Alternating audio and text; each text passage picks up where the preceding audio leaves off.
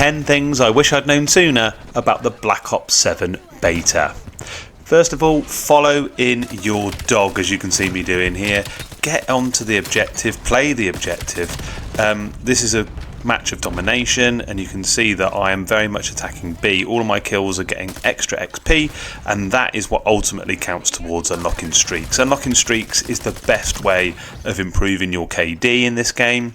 My KD, when I wasn't really considering streaks, was nowhere near as good as it was when I started calling in the dogs. Tip number 2, use the cluster grenades. You're going to see me throwing one here. This absolutely destroys everything in its path. It really is so OP. I would thoroughly recommend using that. Get that into your loadout as soon as you can. Don't know if you realised there, but the nemesis at the bottom of the screen showing that I'd killed Tonton Tinnick 8 times and had only died to him once. That is a really fun feature of this game too. Coming in at 3, it's understanding how to play in terms of speed. I find myself here on around about 4 kills, and this is the point where, you know, sometimes you can be a little bit over aggressive. You can start pushing things that maybe you shouldn't do, and you find yourself killed, dead, back at square one really. Now I've pretty much unlocked the UAV at this point. As soon as we actually take point A here, point Alpha, suddenly I get that UAV up. The UAV allows me to get an additional kill here, and then as you can see, very close to unlocking the dog. So now what do? It's a case of just slowing things down a little bit, trying to make sure that I don't put myself in too dangerous position, pick up some side swipes if I can. Really close at this point. This is where I start to get a little bit nervous, not going to lie, when you know you just need that one little extra kill, when you know it will completely take you over the edge and unlock that ultimate streak that you're trying to get. Managed to just about pick up this guy here. An annoying 15 left, but playing the head glitch certainly has enabled me to unlock that dog there. Coming in at 4, how on earth do you actually submit a place to launch your dog? I just died, as you can see there, trying to do that. Absolutely infuriating. I'm hammering away here at R2. I really don't understand. If you know what's going on here, if you could get involved in the comments and let me know, please. I don't know why that was so difficult, but it got me killed a couple of times, and that's incredibly frustrating. Coming in at 5, avoid SBMM. As you can see, I do not know what game that guy's playing, but the open beta is the thing that's been that allowed me to pick up that lovely kill. Skill-based matchmaking is finally gone, guys. How exciting is that? Make sure you're playing the open beta and not the closed one with all the sweaty dons in it. When you play the open version, you do come across the odd demon, but most of the time I found that my opposition were a little bit like this guy here. They would just run past you. As long as you're making sure that you're popping your UAVs, you will also find access to some other players. As you can see, I don't think this was a sweaty lobby in the slightest.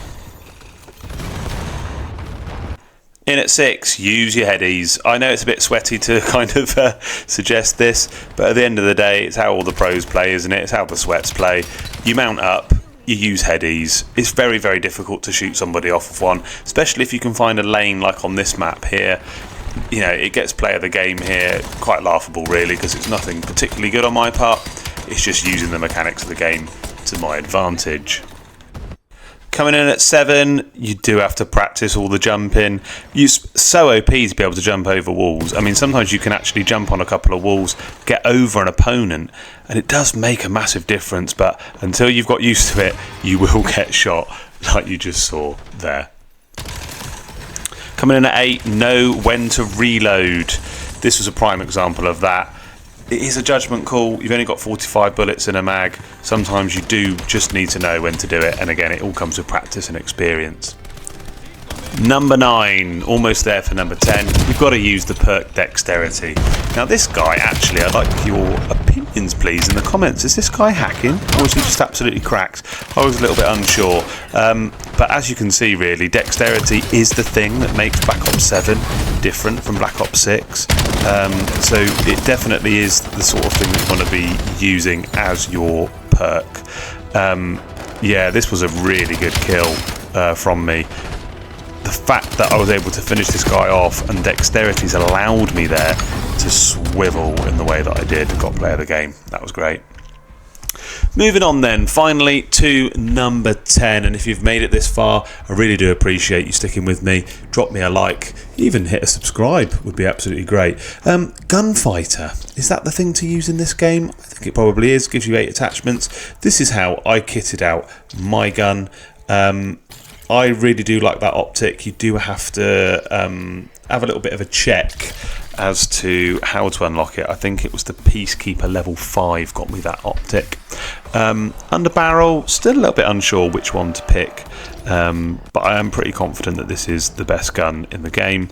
The extended mag is a good one. I have heard that when you put 60 round on it, it can be a little bit on the slow side. This is a fantastic gun, and I think, to be honest with you, you want a couple of attachments that are going to help you with recoil control, recoil stabilization, all those things, but you also want it to be a bit snappy, especially on multiplayer. Things happen quite quickly. You want to be able to ADS quite quickly. You want to be able to make sure that you are ready to fight whenever possible. So that's how I've tried to get out of this gun. I've tried to make sure that it's a little bit more stable, but at the same time maintain a little bit of snappiness as well.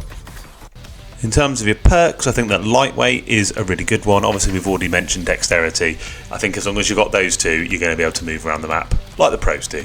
Video useful, please consider subscribing, because over the next couple of weeks I'm going to be bringing you everything Black Ops 7. I'm going to be bringing you the changes to Warzone, and I'm also going to be looking at Battlefield 6 and all of the competition that's bringing to Warzone and Call of Duty, and just making it a great end of the year for FPS gamers.